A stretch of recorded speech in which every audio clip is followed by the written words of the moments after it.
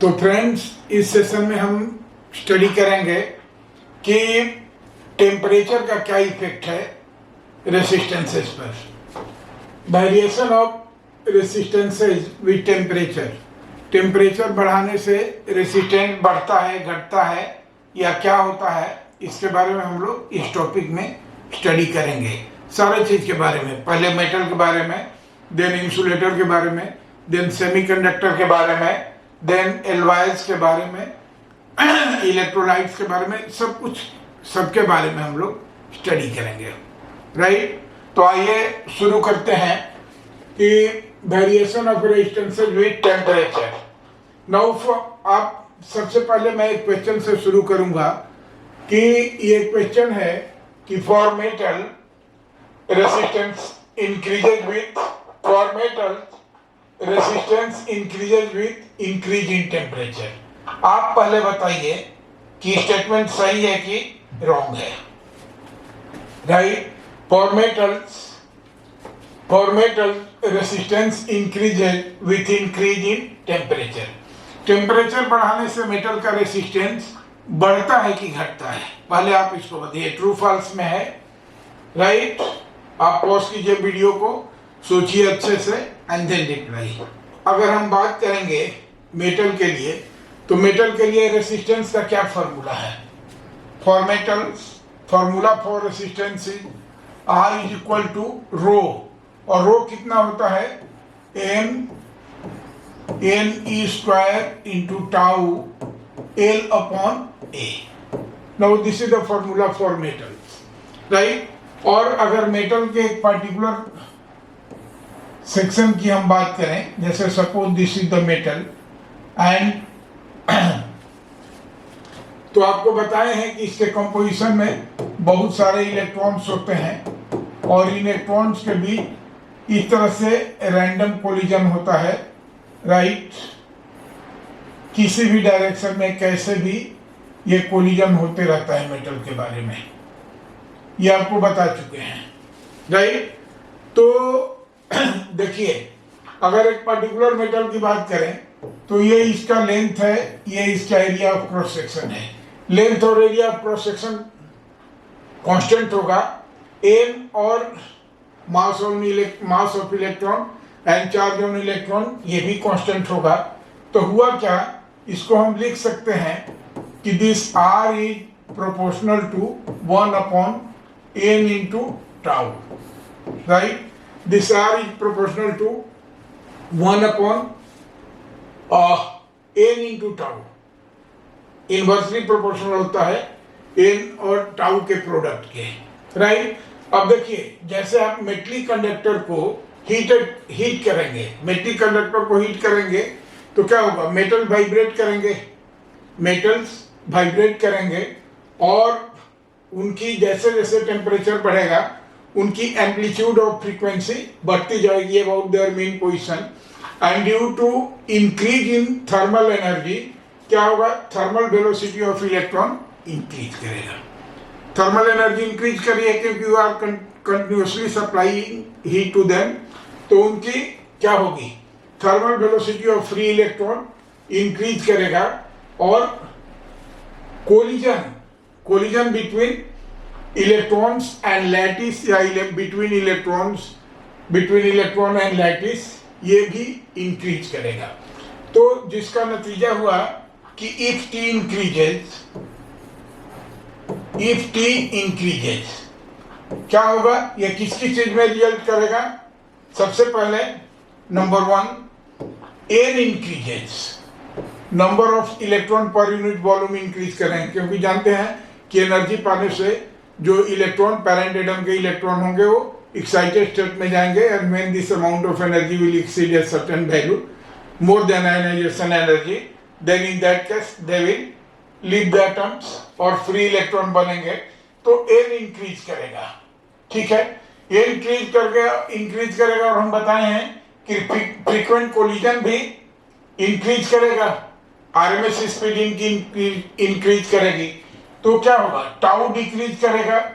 ठीक है, तो ये जो रिलैक्सेशन टाइम है ये टाउ डिक्रीज करेगा। इतना चीज क्लियर हुआ। जब ये करेगा तो अब हमको देखना है कि इन टोटलिटी हमको ये चीज देखना है।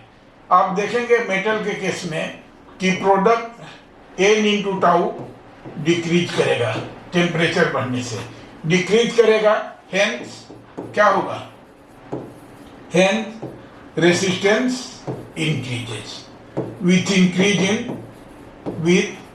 increasing temperature, right. टेम्परेचर बढ़ने से मेटल का इंक्रीज करेगा रेसिस्टेंस। और ऐसे भी समझे, आप इसको प्रैक्टिकली समझिए। जैसे मान लीजिए जो रूम है ये एक मेटल है और इसमें बहुत सारे फ्री इलेक्ट्रॉन्स हैं, ठीक है। आपको एक दरवाजे से एंट्री करके दूसरे दरवाजे पर निकलना है, तो number of electrons charge carrier का काम करते हैं और इनको आने जाने में सुविधा होगी। अब होगा क्या कि जैसे टेम्परेचर बढ़ेगा, जो नंबर ऑफ इलेक्ट्रॉन पर unit volume, value of small n, ये इंक्रीज करेगा और इतना ज्यादा हो जाएगा।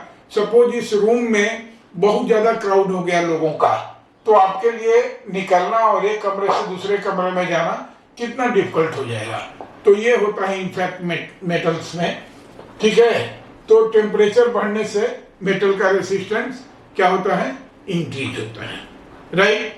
इसको एक फॉर्मूला से भी हम ये करते हैं कि the resistance at temperature T is given as resistance at 0 degree centigrade multiplied by 1 plus alpha T, where alpha is temperature coefficient of resistance, ठीक है। अल्फा टेम्परेचर कोफिशिएंट है रेसिस्टेंस का, और ये फॉर्मूला है कि T टेम्परेचर पर जो रेसिस्टेंस होगा that will be R0 1 plus alpha T। यहाँ हम आपको लिख दें कि this RT is resistance at temperature T, ठीक है, T, and R0 is resistance at temperature 0 degree centigrade, ये T डिग्री सेंटीग्रेड है, ठीक है। And alpha is temperature coefficient of resistance, and T, बल्कि इसको डेल्टा T कहें तो T is increase in temperature, T is increase in temperature, right. तो ये फॉर्मूला होता है, ठीक है। अब देखिए नंबर 1 हम ये करें कि व्हाट इज द वैल्यू, पहले अल्फा के बारे में हम जाने कि अल्फा क्या है। Alpha is temperature coefficient of resistance, तो ये क्या होता है, इसकी यूनिट क्या होगी, तो अल्फा है यूनिट क्या होगी, देखिए टेम्परेचर कोफिशिएंट है और प्रिंसिपल ऑफ होमोजेनिटी से इसको कैलकुलेट करेंगे तो आप इसको लिख सकते हैं कि दिस इज डिग्री सेंटी -1 और केल्विन -1, राइट। डिग्री सेंटीग्रेड -1 और kelvin -1। And number 2 for pure metals,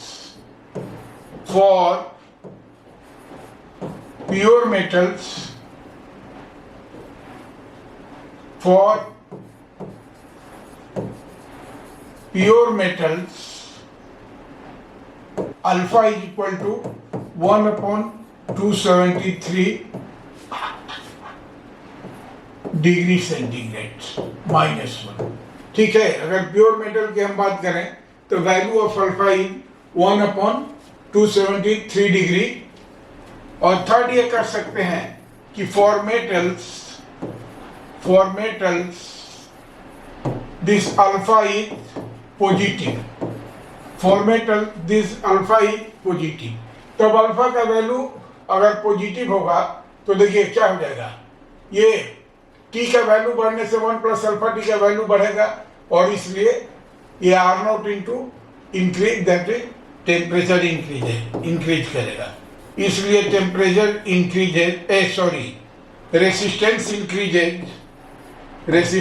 increases with increase in temperature, right.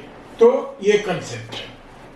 अब इसी तरह का ट्रू फॉल्स पर ही हम इसको पहले ये बताएं, हम आपको दे रहे हैं कि for insulator resistance decreases with increase in temperature. आप बताइए कि ट्रू है कि फॉल्स है। For electrolytes and semiconductor resistance decreases with increase in temperature, इसको भी बताइए। And the resistance of LY increases with increase in temperature, but this variation is less as compared to pure metals। ये सारे के सारे statement आप एक बार video को पॉज कीजिए, सारे स्टेटमेंट को रीड कीजिए और आप खुद से आंसर देने की कोशिश कीजिए कि क्या होता है, राइट। तो आप इसमें देखेंगे कि ये सारे के सारे स्टेटमेंट मैंने बताया कि आपके लिए शॉर्ट नोट भी हो जाएगा, और ये सारे के सारे स्टेटमेंट क्या है, ट्रू है, right. All these statements are true. जैसे for insulator resistance decreases with increase in temperature, for electrolyte semiconductor resistance decreases with increase in temperature, ये स्टेटमेंट भी ट्रू है। And the resistance of LY increases with increase in temperature, but this variation is less as compare to pure metals, ये statement भी true है। ये सारे के सारे स्टेटमेंट ट्रू है। For insulator resistance decreases with increase in temperature. अब देखिए, हम आपको ये कहते हैं कि जैसे हमारे पास इंसुलेटर्स हैं कि for insulators like carbon, Indian rubber और बहुत तरह के ये हैं, mica etcetera, alpha is negative. तो हमारा फॉर्मूला क्या है कि RT is equal to R0 1 plus alpha into delta T, right. तो क्या होगा इसमें, अगर अल्फा निगेटिव हो जाएगा तो देखिए इसका वैल्यू डिक्रीज करेगा। इसलिए दिस इंप्लाई कि if T increases R decreases, right. ये क्लियर हो गया। फॉर इलेक्ट्रोलाइट एंड सेमीकंडक्टर भी अल्फा क्या होता है, निगेटिव होता है, एंड दिस सेम एक्सप्लेनेशन होगा इनके लिए भी। इलेक्ट्रोलाइट एंड सेमीकंडक्टर के लिए भी रेसिस्टेंस डिक्रीज करेगा क्योंकि इनके लिए भी अल्फा नेगेटिव होता है।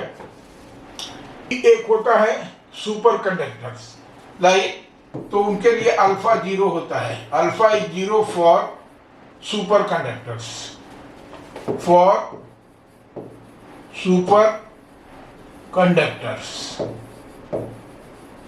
अल्फा 0 होता है सुपर कंडक्टर्स, ठीक है। और आप सुने होंगे कि सुपर कंडक्टर्स के आने से जो कंप्यूटर की स्पीड है बहुत तेज हो गई, तो इसको आगे हम लोग एक्सप्लेन करेंगे अकॉर्डिंगली। तो the resistance of LY increases with increase in temperature but this variation is less, इसकी अलग रीजन है। और इसके लिए मानिए कि अल्फा का वैल्यू कम होता है और ये पॉजिटिव होता है।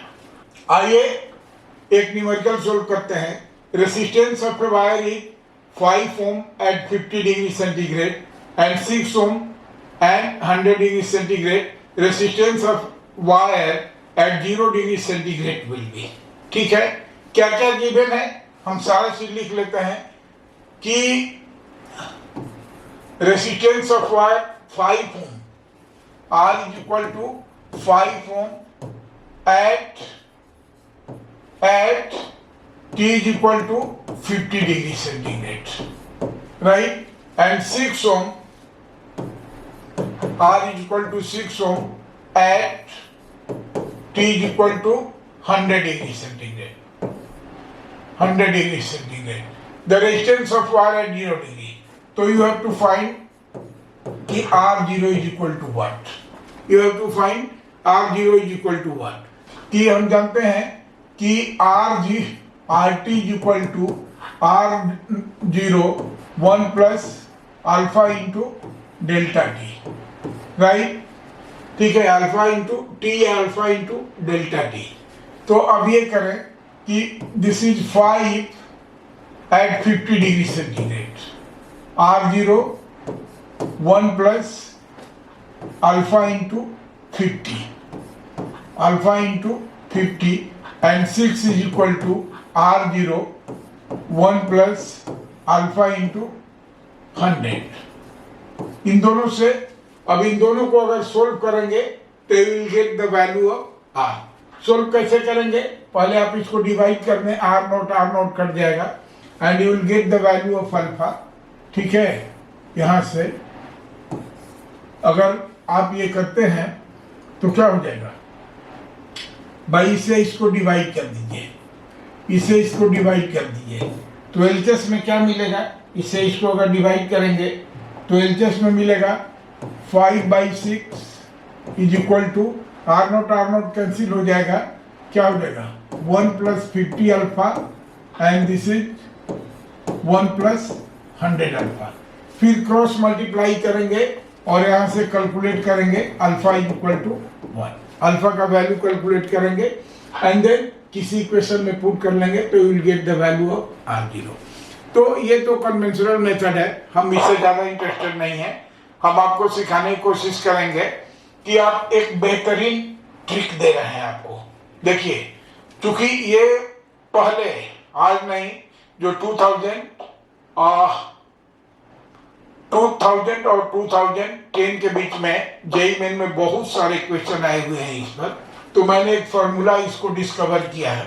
ये देखिए, इसके लिए आप फार्मूला ये कर लीजिए कि डिटर्मिनेंट 1 1 1 ऐसे लिख लीजिए डिटर्मिनेंट का वैल्यू. ठीक है, and what is the value of resistance? ये 1 यहाँ पर क्या दिया हुआ है 5 ओम, और यहाँ टेम्परेचर लिख लीजिए. 5 ओम कहाँ है? This will be at 50 degree centigrade, तो ये 50 लिख लीजिए यहाँ पर. 6 कहाँ है? It is at 100 degree centigrade पर. और आपको निकालना क्या है? मान लीजिए कि वो x है एट टेम्परेचर 0 डिग्री सेंटीग्रेड. आपको निकालना है कि what is value of R0 at 0 degree centigrade. तो इसको, इस डिटर्मिनेंट को 0 करके सोल्व कर दीजिए. राइट, इस डिटर्मिनेंट का वैल्यू 0 रख करके, ये बेस्ट ट्रिक है, this is the best trick. ठीक है, इस तरह के प्रॉब्लम में आप समझिए. पहले 1 1 लिख देंगे. 5 रेसिस्टेंस है 50 डिग्री सेंटीग्रेड पर, 6 रेजिस्टेंस है 100 डिग्री सेंटीग्रेड पर, और मान लेते हैं कि it is x at 0 degree centigrade. तो आप कैसे कैलकुलेट करेंगे? देखिए, तो ये डिटर्मिनेंट बनाइए. अभी डिटर्मिनेंट को सोल्व करेंगे तो क्या हो जाएगा? दिस इंप्लाइज दैट, देखिए 1 इंटू, तो उसको लिखने की जरूरत नहीं है. 1 इंटू डिटर्मिनेंट सोल्व करना आप जानते हैं, 0 हो जाएगा -100x, -100x. ठीक है, -1 इंटू, इसको गायब कर लीजिए, -50x, -50x. ठीक है, प्लस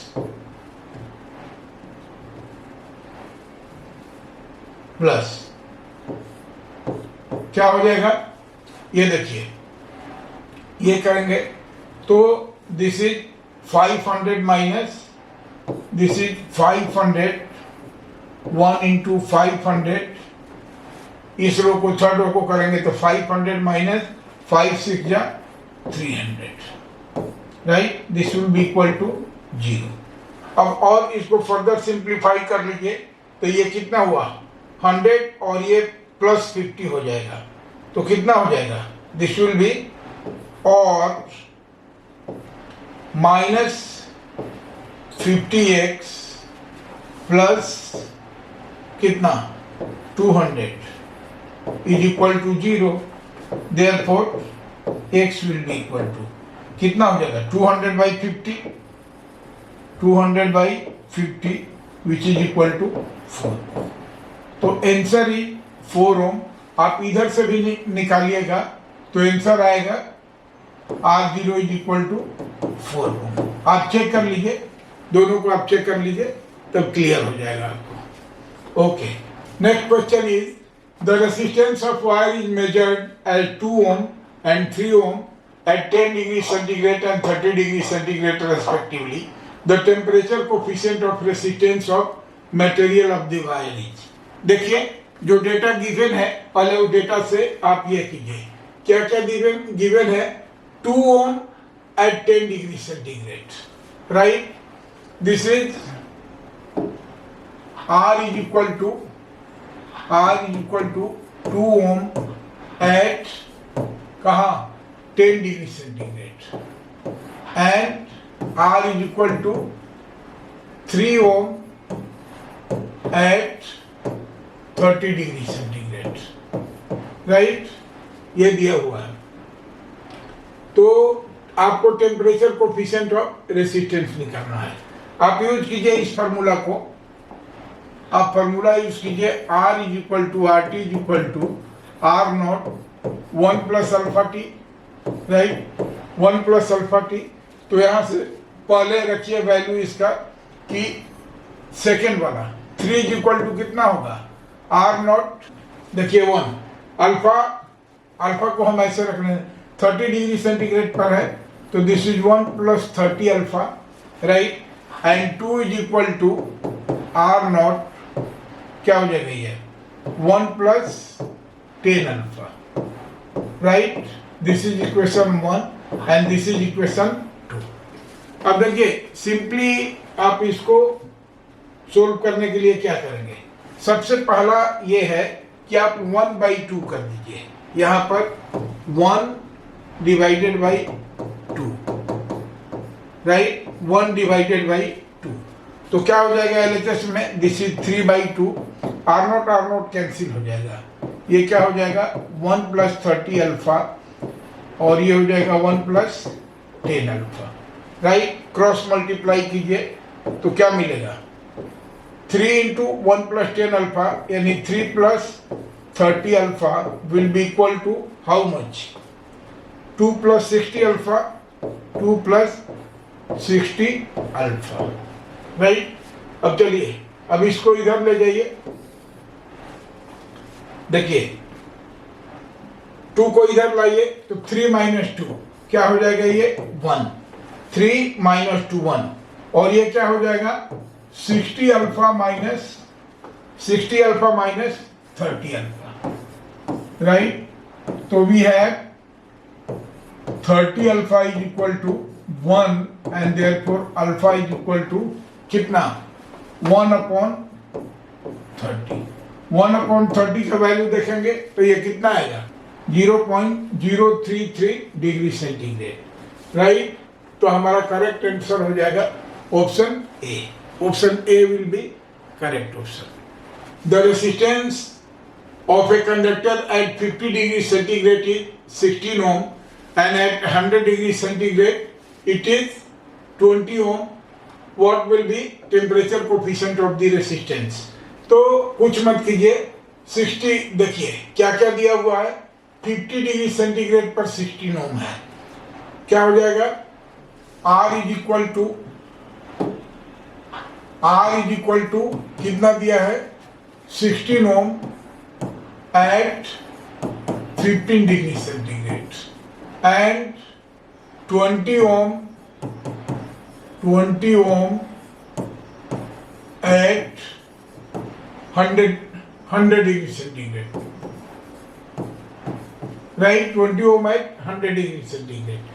आपको क्या कैलकुलेट करना है, what will be temperature coefficient of the conductor, alpha is equal to 1, ये कैलकुलेट करना है। बिल्कुल एकदम सिमिलर प्रॉब्लम है, आप पीछे जैसे क्या कीजिए कि आप इसे डिवाइड कर लीजिए, आपका फॉर्मूला क्या हो जाएगा, देखिए 16 इज इक्वल टू क्या हो जाएगा R naught 1 plus alpha T, right, यानी 1 प्लस 15 अल्फा एंड 16, ये कितना हो जाएगा 20 is equal to R naught 1 plus कितना है 100 अल्फा, ठीक है, 1 एंड 2 वी हैव 2/1,